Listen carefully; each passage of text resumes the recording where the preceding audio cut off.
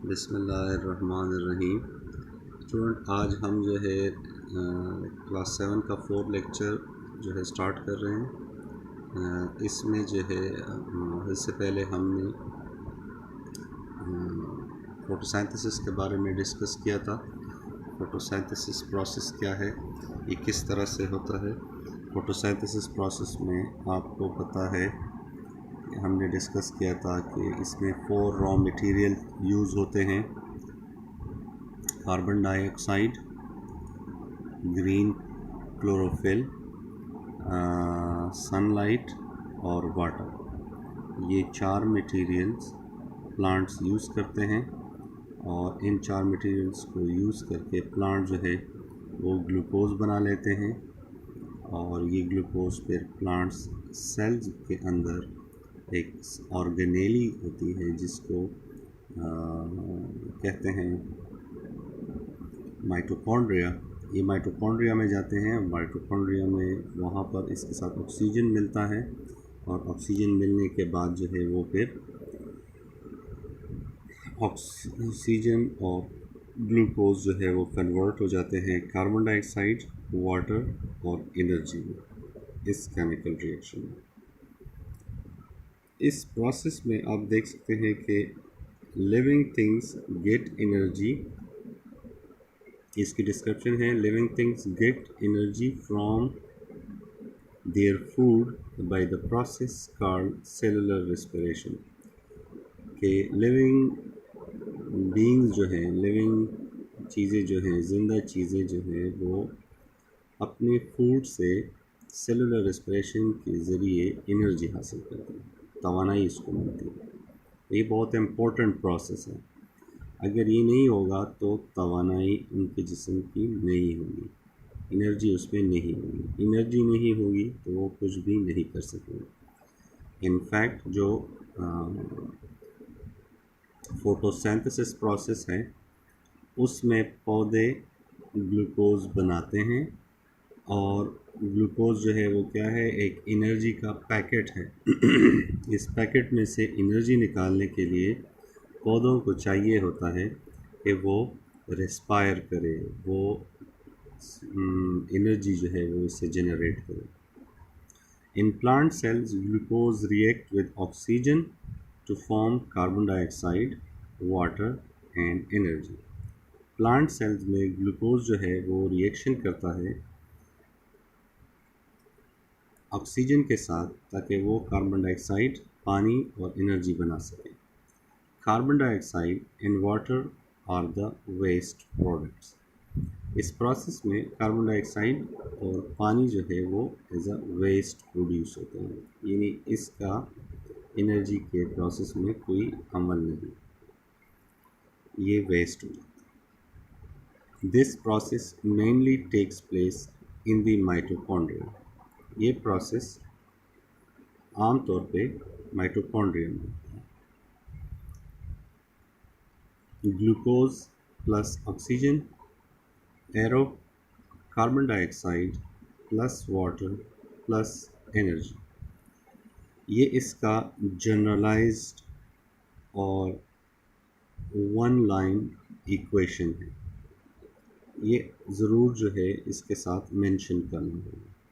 ये प्रोसेस जो आप डिस्क्राइब कर रहे हैं, रेस्पिरेशन प्रोसेस, इसमें आपने ये मेंशन करना है कि ग्लूकोज आपने जो है इस तरह इस फॉर्म में लिखना है, रिटन फॉर्म में, और इसके साथ ऑक्सीजन जो है वो रिएक्शन कर लेता है, कार्बन डाइऑक्साइड बन जाती है, वाटर और एनर्जी। तो रेस्पिरेशन प्रोसेस में प्लांट्स फूड से एनर्जी हासिल करते हैं माइटोकॉन्ड्रिया के अंदर, जब वो उसके साथ ऑक्सीजन और ग्लूकोज का रिएक्शन करते हैं और कार्बन डाइऑक्साइड, पानी और तवानाई हासिल करते हैं।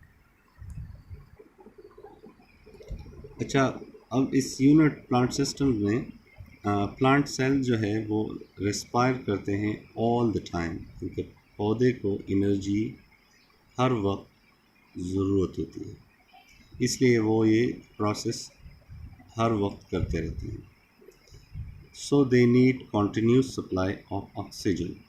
इसलिए पौधों को कॉन्टीन्यूस मुसलसल मुतवातिर जो है वो ऑक्सीजन की सप्लाई ज़रूरी होती है। During day time they make more oxygen.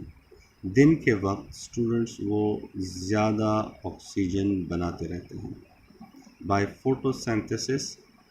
Photosynthesis के ज़रिए। So extra oxygen goes into air. So इससे जो इजाफी ऑक्सीजन बनती है फोटोसिंथेसिस के प्रोसेस में, जो फोटोसिंथेसिस प्रोसेस का वेस्ट भी आप उसको कह सकते हैं, वो हवा में शामिल होती रहती है, जिसको इंसान और दूसरे एनिमल्स यूज़ करते हैं और इसकी मदद से वो ज़िंदा रहते हैं। At night photosynthesis stops. रात के वक्त फोटोसिंथेसिस बंद हो जाता है। क्यों बंद होता है? आपको पता है कि रात के वक्त फोटोसिंथेसिस क्यों बंद होता है? तो रात के वक्त चूँकि लाइट यानी सूरज की रोशनी नहीं होती, तो इसी वजह से एक चीज़ जो है उन 4 रॉ मटेरियल्स में जो फोटोसिंथेसिस के लिए ज़रूरी होती है वो नहीं होती, जिसकी वजह से ये प्रोसेस स्टॉप हो जाता है, बंद हो जाती है। सो प्लांट्स टेक इन ऑक्सीजन। तो इस वक्त जो है चूँकि प्लांट्स फोटोसिंथेसिस नहीं कर रहे होते हैं और दिन के वक्त उसने काफ़ी सारा फोटोसिंथेसिस किया होता है, ऑक्सीजन बनाई होती है और ग्लूकोज़ बनाया होता है, तो वो ग्लूकोज़ जो है वो ऑक्सीजन के साथ सेल के अंदर रिएक्शन स्टार्ट कर लेते हैं और इस रिएक्शन के ज़रिए वो क्या कर लेते हैं कि एनर्जी इसमें से हासिल कर लेते हैं and give out carbon dioxide like animals. और कार्बन डाइऑक्साइड को जो है वो एटमॉस्फेयर में खारिज करते हैं एनिमल्स की तरह, ह्यूमंस की तरह। हम भी जो है ऐसे करते हैं कि कार्बन डाइऑक्साइड जो है वो एज वेस्ट जो है वो वेस्ट प्रोडक्ट के तौर पे हम एटमॉस्फेयर को देते हैं। तो अब आप देखते हैं कि इस डायग्राम में डे टाइम में जो है वो सूरज दिखाई दे रहा है, तो फोटोसिंथेसिस हो रहा है, फोटोसिंथेसिस में ग्लूकोज बन रही है और ग्लूकोज जो है वो जमा हो रही है प्लांट्स के बॉडी में। फिर रात के वक्त ये ग्लूकोज ऑक्सीजन के साथ रिएक्शन करते हैं और चांद नज़र आ रहा है, इस दौरान जो है पौधे एनर्जी प्रोड्यूस कर रहे होते हैं। इस प्रोसेस से जो है एक और ख़बर पता हमें ये चलता है कि रात के वक्त चूँकि पौधे कार्बन डाइऑक्साइड रिलीज़ कर रहे होते हैं, तो रात के वक्त देहातों में पौधों के नीचे सोना नहीं चाहिए, वहाँ ज़्यादा देर नहीं रुकना चाहिए। बैड इफ़ेक्ट जो है उनको हो सकता है, वॉमिटिंग उनको हो सकती है, कलर जो है उनका ख़राब हो सकता है और वर्स्ट केस सिनेरियो में बंदे की डेथ भी हो सकती है, क्योंकि कार्बन डाइऑक्साइड जब बहुत ज़्यादा प्रोड्यूस होगा और ऑक्सीजन नहीं मिलेगी तो ह्यूमन बॉडी में रेस्पिरेशन नहीं होगा, ह्यूमन बॉडी में एनर्जी नहीं प्रोड्यूस होगी और मौत वाक़या हो सकती है।